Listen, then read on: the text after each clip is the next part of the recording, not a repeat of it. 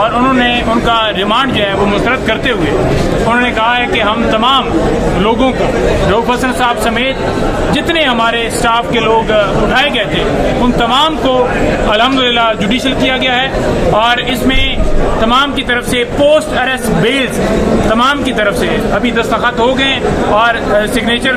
करके हमने तमाम बेल्स फाइल कर दी हैं, जिसमें कल के लिए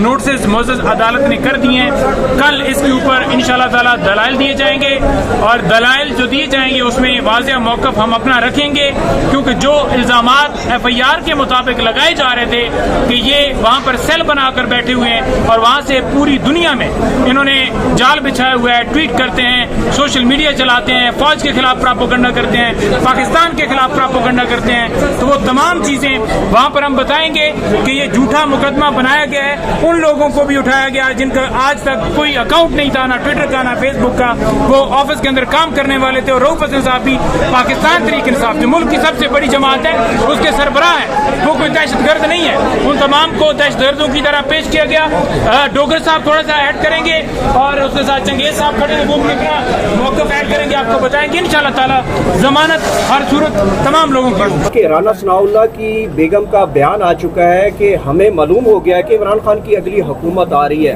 क्या समझ रहे हैं? उनको कैसे पता चल गया है कि इमरान खान की अगली हुकूमत आ रही है? देखें, जब बादशाह जो है ना वो दहाड़ता है ना तो आवाज़ बड़ी दूर तक जाती है, तो उन्हें जो है वो समझ आ गई है कि इस वक्त आवाम का रद्द अमल क्या है, आवाम किस तरफ खड़ी है, और इसी वजह से आज उनकी सूरत हाल ये हो ही पड़ी है कि वो खुद मान रहे हैं कि खान साहब जो है वो बाहर आ रहे हैं, उनकी हुकूमत आ रही है। और राना सनाउल्लाह की वो भी स्टेटमेंट ज़रा देखें चलाएं, जिसमें वो कहता है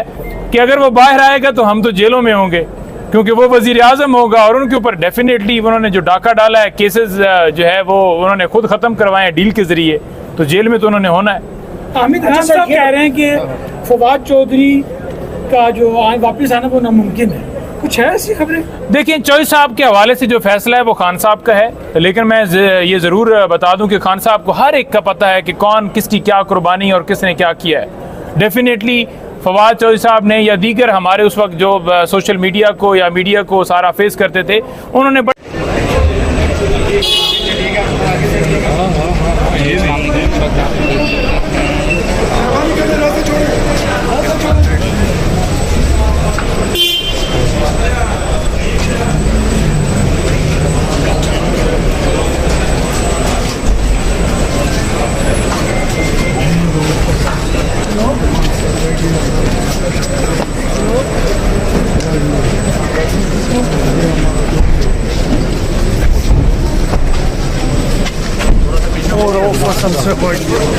इधर इधर इधर इधर लेके आओ,